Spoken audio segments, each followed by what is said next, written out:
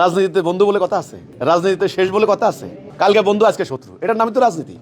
জামায়াত ইসলামের আমির ভারতের সাথে গোপনে কূটনৈতিকদের সাথে বৈঠক করেছেন। আপনারা বলছেন সাধারণত রাজনৈতিক কারণে জামাত ভারত বিরোধী রাজনীতি করে, কিন্তু জামাত কি বলেছে? জামাত বলেছে এটা গোপন বৈঠক ছিল না। জামায়াতের আমিরেই এর ব্যাখ্যা দিয়েছেন। জামায়াতের বক্তব্য আপনারা শুনতে হবে, একসাথে এত সমালোচনা করলে হবে না। ইন্ডিয়া বৈঠক করতে আসছে কেন? জামাতকে ডাকছে তা করে? তো ইন্ডিয়ার এত ইয়ে কেন? তারা আসলো কেন? গোপন হোক আর প্রকাশ্য হোক, তারাই তো আসছে নাকি? ও, হিসাব তাদেরও আছে। তারাও এখন হিসাব কিতাব করতেছে যে আগের দলের সাথে অনেক মানে হিসাব কিতাব করে ব্যালেন্স করছে। এখন দেখবেন বিএনপির সাথে বসবে, তারেক জিয়ার সাথে সাক্ষাৎ করবে, জামাতের নেতার সাথে সাক্ষাৎ করবে, আবার চরমনায়ের সাথে সাক্ষাৎ করবে।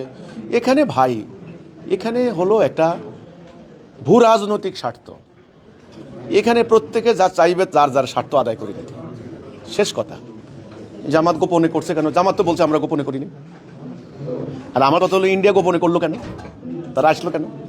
তো এইগুলি প্রত্যেক দলেরই রাজনৈতিক কৌশল আছে, প্রত্যেক রাষ্ট্রেরই তাদের কূটনীতি আছে, তাদের ইন্টারনাল এক্সটার্নাল তাদের অ্যাফেয়ার্স আছে। তারা এসে ঠিকঠাক মতো করছে। এটা আমার এই ব্যাপারে আমার কোনো মন্তব্য দেওয়ার কিছু নাই বলে আমি মনে করি।